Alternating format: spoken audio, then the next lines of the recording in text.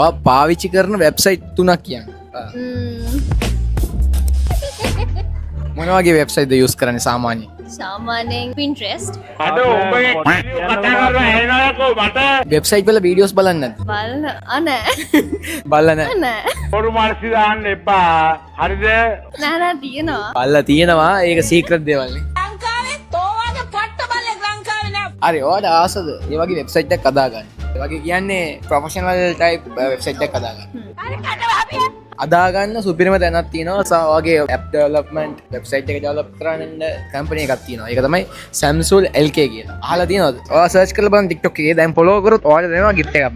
සුපිරි gift එකක් දෙනවා guys. Samsung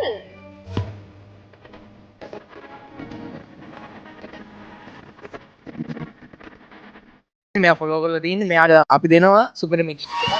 ඔයාගේ ෆෝන් එක charge එක අඩු වෙනොත් charge එක වැඩි කරන්න සුපිරිම gift එකක් තියෙන්නේ unbox කරන්න.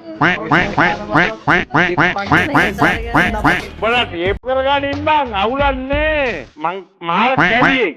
alright. කොහොමද gift එක? nice ඔයි තුවද අද එද්දි ඔයාලට gift එකක් ලැබෙයි කියලා. නෑ හිතෙන්නේ එහෙනම් thank you so much. අනිවාර්යෙන් Samsung LK follow කරලා තියාගන්න. ඕනම website ගැටලුවකට මේ Samsung LK ඉන්නවා. thank you Bye bye, see you. Bye.